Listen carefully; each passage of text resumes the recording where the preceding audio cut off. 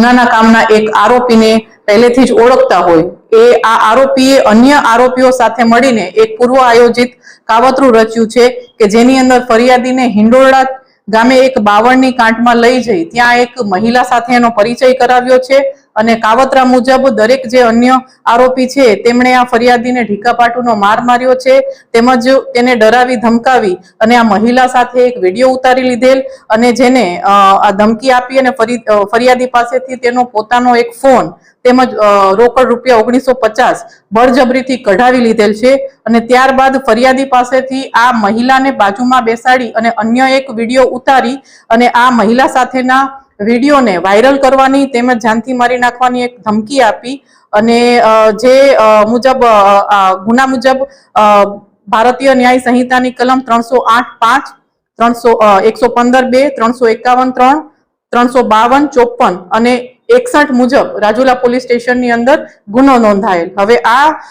ગુનાની જે તપાસ છે એ અહીંયાના જે પીઆઈ શ્રી વીએમ કોલાદ્રા સાહેબ કરી રહ્યા છે અને ગુનાની ગંભીરતાને તરત જ ધ્યાનમાં લઈને આ સતર્કતા દાખવીને તેમણે પોતાની ટીમને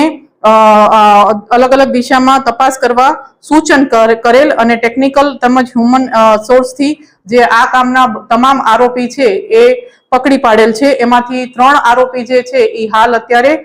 રિમાન્ડ ઉપર છે। આરોપી કેટલા છે અને ધમકી કેવા પ્રકારની આપવામાં આવી છે ને વિડિયો કેવા પ્રકારનો ઉતારવામાં આવ્યો?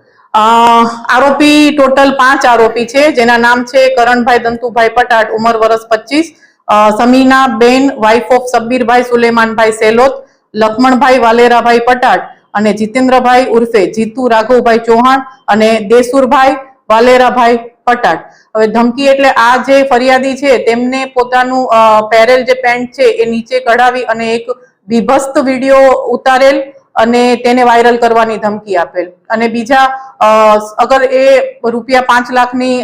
શું કહેવાય રૂપિયા 5 લાખ નહીં આપે તો આ જે વિડીયો છે તેને વાયરલ કરી દેશે એ રીતની ધમકી આપેલ। કામે જે કોઈ પણ આરોપી છે જેના જે આ નામ છે તો આવા જ કોઈ પ્રકારના ગુના કે બનાવ છે આ આરોપી દ્વારા અહીંયા રાજુલામાં કોઈ પણ વ્યક્તિ સાથે બનેલ હોય તો રાજુલા પોલીસ સ્ટેશન તરફથી તમને એક